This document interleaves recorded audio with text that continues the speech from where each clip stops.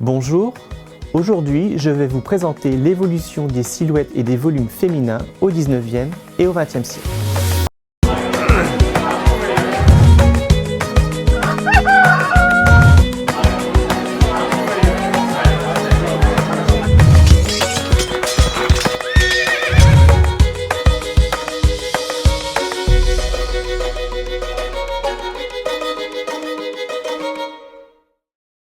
Qu'elles soient en forme de poire, de sablier, d'asperge, de tonneau ou de bouteille d'orangina, la silhouette féminine ne cesse d'évoluer. Depuis l'Antiquité, la femme plantureuse, capable d'enfanter de nombreux enfants, demeure l'idéal pour l'œil masculin.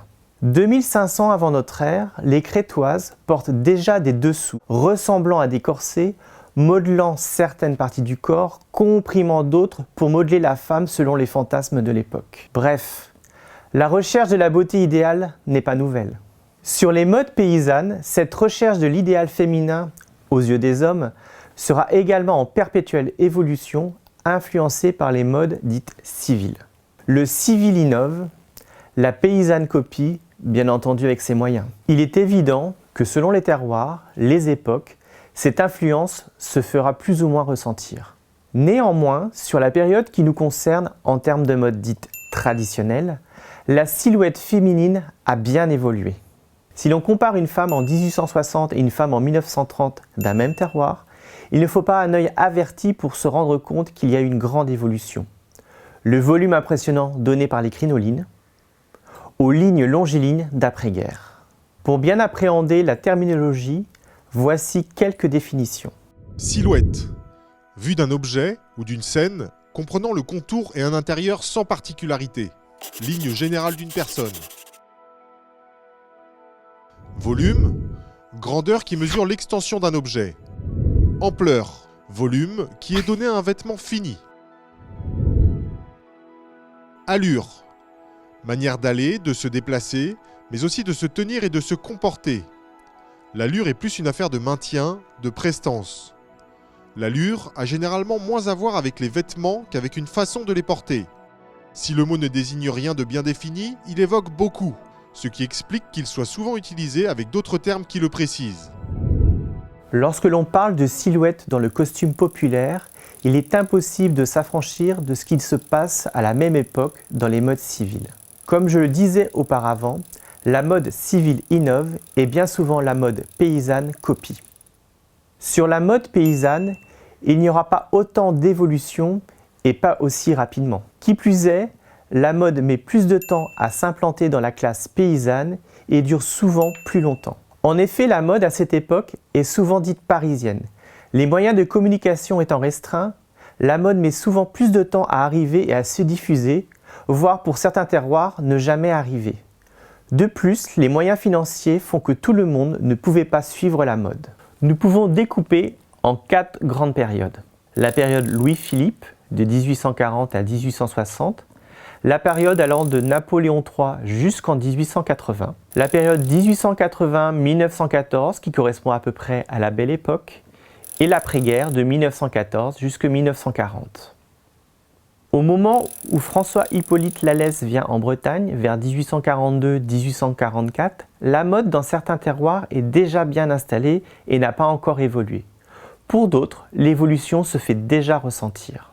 Regardons déjà la silhouette sur les périodes antérieures, où la taille est très haute, juste en dessous de la poitrine. La poitrine sur cette période est mise totalement en valeur. En effet, les campagnes d'Égypte de la fin du XVIIIe vont fortement influencer les arts. Tout ce qui tourne autour de l'Antiquité sera dès lors élément incontournable dans les créations. Lorsque François-Hippolyte Lallès vient en Bretagne, certains rares terroirs portent toujours des vêtements dont la taille reste très haute, inspirés de cette mode. Néanmoins, vers 1840, dans la mode civile, la silhouette est totalement redessinée. La taille redescend et le volume est mis sur les hanches. Le but étant de mettre en valeur une taille la plus fine possible. Si des artifices sont utilisés en mode civil pour reproduire ce volume, l'emploi de superposition de jupes, sous-jupes, jupons, les matériaux utilisés, tels les draps de laine, et le montage en fronce à la jupe permettent de reproduire aisément cette silhouette. D'ailleurs, qu'est-ce qu'un jupon ? Jupon vient de jupe, C'est une pièce de lingerie qui soutient l'ampleur d'une jupe, montée sur une bande coulissée ou, plus tardivement, élastiquée à la taille. Le Second Empire reste la période de l'apogée de la crinoline, dont voici la définition. Crinoline. La crinoline est un sous-vêtement du 19e siècle.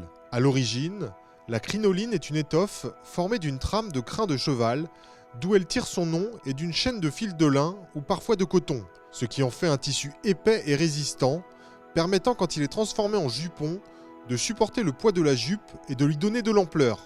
Puis, ce terme désigne les structures métalliques plus solides et plus amples, qui sont l'évolution de ces jupons rigides. Il faut savoir qu'en France, il a été vendu 4 800 000 crinolines entre 1858 et 1864. D'ailleurs, c'est avec le développement de la crinoline et la pression des hygiénistes de l'époque que le pantalon, fendu, refait son apparition dans les modes bourgeoises qui donnera naissance aux culottes fendues utilisées par les paysannes. À titre informatif et en rapport avec les sous-vêtements, voici une définition du panty. Panty, de l'anglais pants, littéralement culotte, sorte de gaine culotte très moulante, sans armature, confectionnée dans un tissu extensible qui comprime le ventre, les hanches et les fesses. Sous-vêtement indispensable des années 1960-1970 sous le règne de la mini-jupe. L'apogée de la cage crinoline permettra de donner de l'ampleur dans le bas des jupes des bourgeoises. Les paysannes, à part rares exceptions, qui n'ont pas les moyens de se procurer de ces crinolines, joueront d'artifice pour reproduire ce volume si particulier. L'emploi de jupons à volants superposés, fortement amidonnés dans des tissus épais, permettra de reproduire ce type de volume. À partir de la fin du Second Empire, le volume se déplace vers l'arrière avec notamment l'utilisation des tournures à la fin du 19e.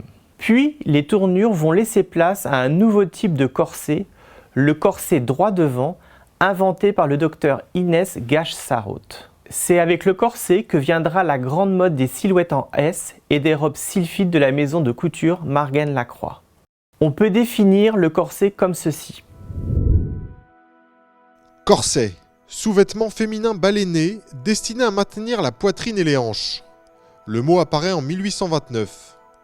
Le corset s'adapte aux silhouettes de mode tantôt s'arrêtant à la taille, tantôt descendant jusqu'à l'aine.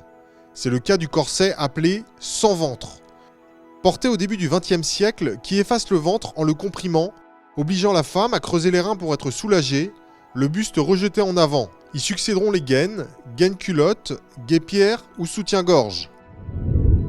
Sur la mode paysanne, le phénomène se propage et ce sera encore plus flagrant dans les modes 1900. La silhouette est plate devant et le volume tend progressivement à être projeté sur l'arrière.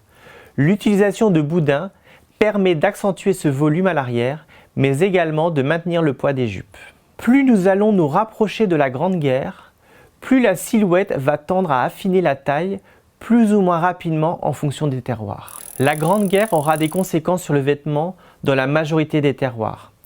La femme devra remplacer l'homme dans les travaux et une adaptation du vêtement se fait ressentir. C'est à ce moment que les jupes commencent à se raccourcir.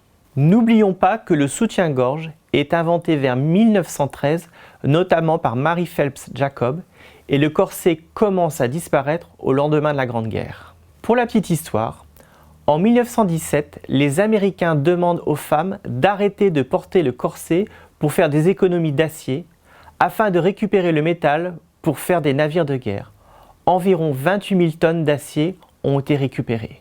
Ainsi, le corps de la femme est libéré et prend une toute autre silhouette. Les années 30 et 40 verront l'apparition des nouveaux matériaux pour la confection, tels la rayonne qui imitera la soie ou la viscose. Les coupes des vêtements sont beaucoup plus fluides, ce qui se ressent dans la silhouette. Si ce MOOC vous a intéressé, vous pouvez retrouver d'autres MOOC culturels en lien avec la Bretagne sur www.mooc.bzh.